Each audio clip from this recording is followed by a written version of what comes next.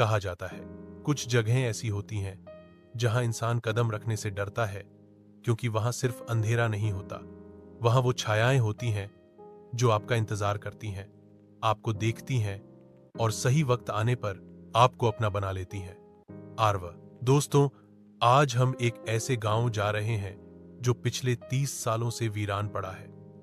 कहा जाता है कि रात को वहां अजीब आवाजें सुनाई देती हैं और लोग जो वहां गए कभी लौटकर नहीं आए। कृति आरव, तुझे डर नहीं लगता? सुना है वहां पहाड़ों के बीच कोई पुराना मंदिर है जहां जाने की मनाही है। आरव, डर डर और मैं, ये तो बस कहानियां हैं और हम इन्हीं कहानियों को सच्चाई में बदलने आए हैं। कुछ दूरी तय करने के बाद उनके सामने एक टूटा हुआ पत्थर का रास्ता आया जिसके किनारे पुराने घरों के खंडहर बिखरे पड़े थे। कृति, ये जगह सच में अजीब लग रही है, सब कुछ जैसे समय के साथ जम गया हो। आरव, परफेक्ट लोकेशन है हमारे व्लॉग के लिए। देख, ये बैकग्राउंड, ये सन्नाटा, डर तो सबके चेहरे पर लिखा है। कृति आरव, क्या तूने वो आवाज सुनी जैसे कोई अंदर से फुसफुसा रहा हो? आरव, अरे तू हमेशा डर जाती है। चल आगे देखते हैं।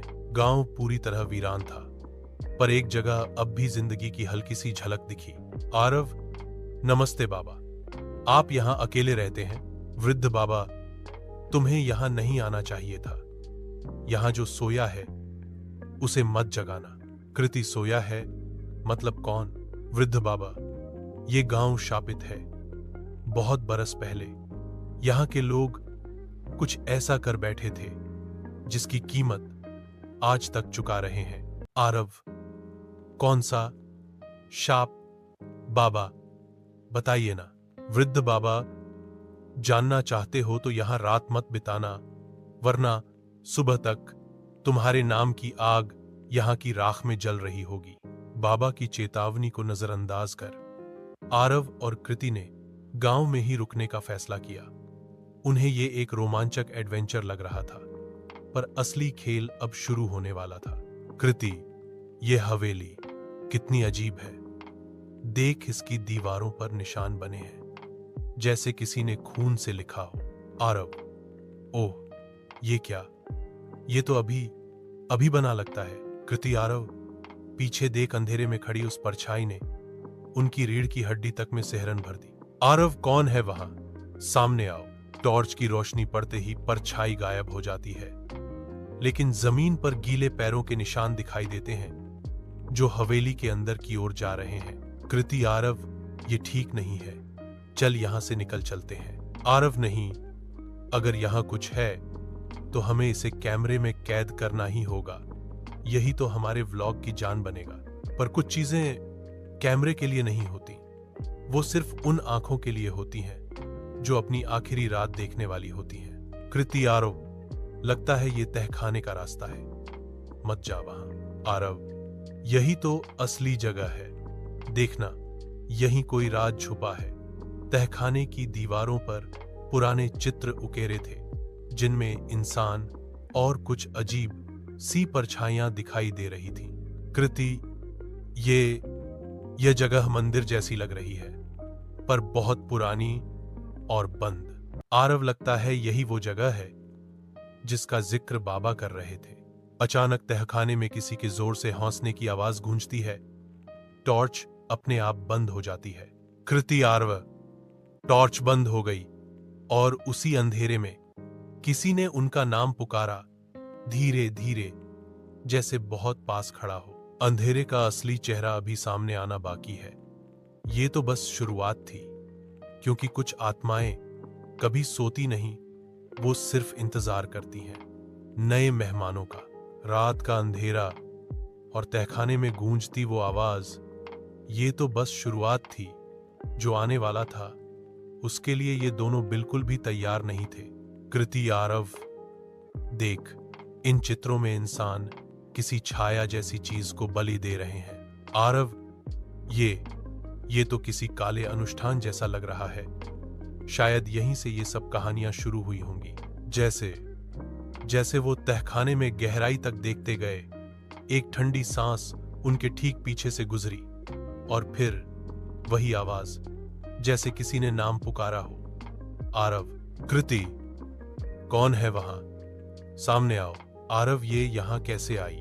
वृद्ध बाबा, मैंने कहा था यहां मत आना।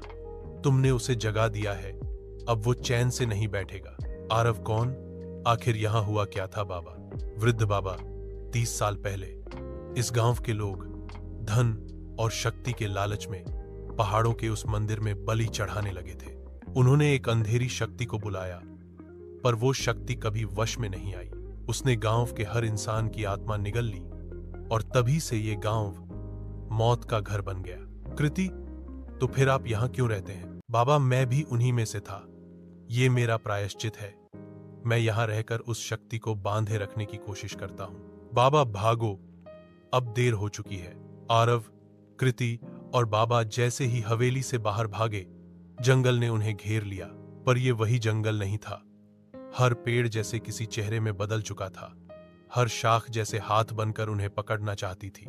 कृति, आरव, ये जंगल बदल रहा है। आरव, ये असली नहीं हो सकता। कहां भागोगे?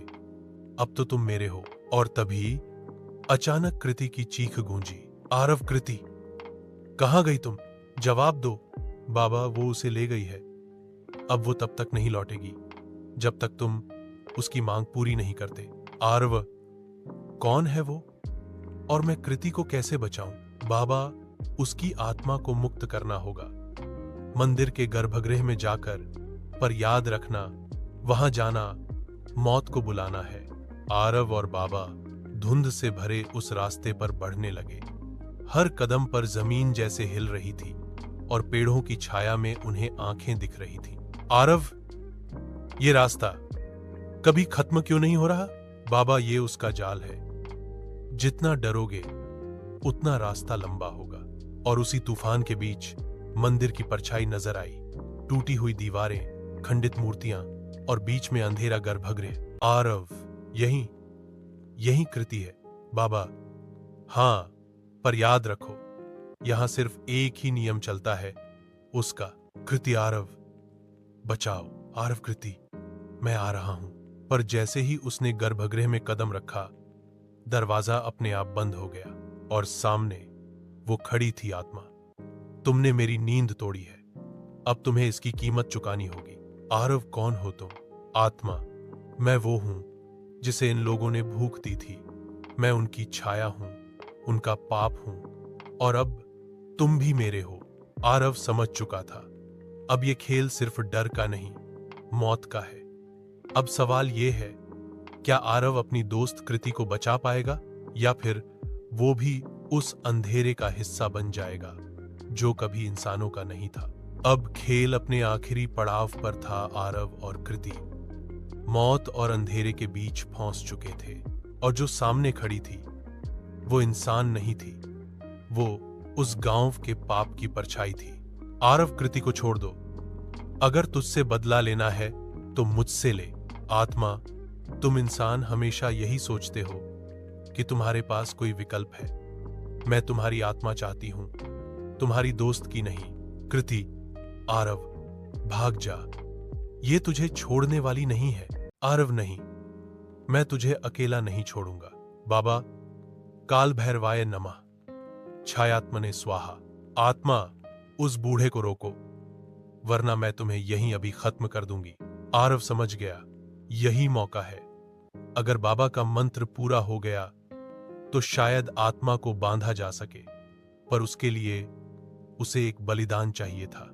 आत्मा, मुझे एक आत्मा चाहिए। अगर तुम उसे बचाना चाहते हो तो अपनी जिंदगी दे दो। आरव, अगर यही शर्त है तो मेरी आत्मा ले ले, पर कृति को छोड़ दे। कृति, नहीं आरव, ये मत कर। आत्मा, स्वीकार है। जैसे ही आत्मा ने आरव को छुआ, उसका शरीर ठंडा पड़ने लगा, पर उसी समय बाबा का मंत्र पूरा हुआ। आत्मा, नहीं, ये संभव नहीं। बाबा, तेरा अंत आज है। छाया, लौट जा वहीं जहां से आई थी। कृति, आरव, तुम ठीक हो? कृति, नहीं आरव, आंखें खोलो। बाबा, उसने अपना वचन निभाया है। उसकी आत्मा अब यहां बंध चुकी है। कृति, मतलब वो कभी वापस नहीं आएगा। बाबा, उसकी कुर्बानी ने तुझे बचा लिया, पर याद रखना, ऐसी आत्माएं कभी पूरी तरह नहीं मरती। वो हमेशा लौटने का रास्ता ढूंढती हैं। कृति गांव से निकल आई, अकेली।